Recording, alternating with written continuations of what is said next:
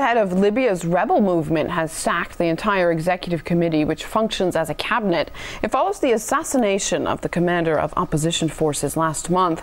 Members of the National Transitional Council, Libya's highest rebel authority, support the reshuffle, saying they hope it will stem any crisis in their ranks. Let's get more on this from Stephen Lendman, author and blogger, joining us live from Chicago.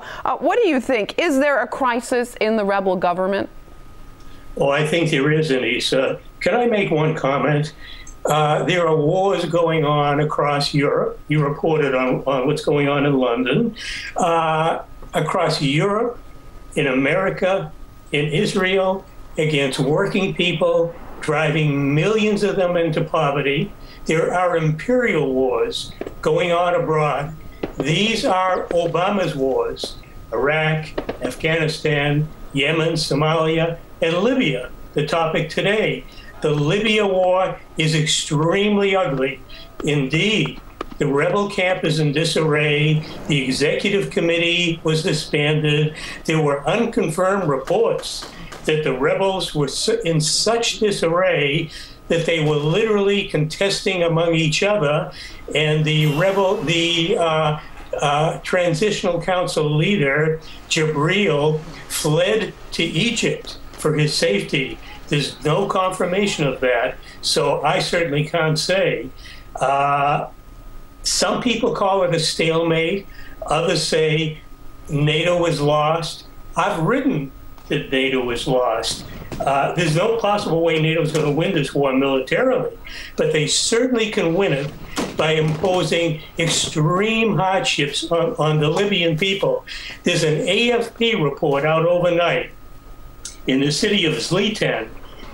NATO bombing killed 85 villages, 32 children, 32 women, 20 men, 12 families were massacred. NATO claims we're not targeting civilians, we're not killing civilians. They admitted one quote-unquote mistake. NATO is targeting civilians. That is part of the strategy. Overnight, or in the last 24 hours, NATO knocked out power facilities in Tripoli. They bombed the water system, Libya's great man-made river system, to deprive Libyans of fresh water. This is part of the strategy. Bombing hospitals, bombing schools, bombing a university. If that's not killing civilians, I don't know what is. And a recent report published by 50 experts says there's no military solution to the crisis in Libya, and that change isn't likely for 2 or 3 years, which of course would mean hundreds of billions of dollars. What's your take on that report? I think it's very possible, but once a plan is made, and this conflict did not begin last February, and the bombing, of course, began in March. This conflict was planned many, many months in advance of that, maybe years in advance of that.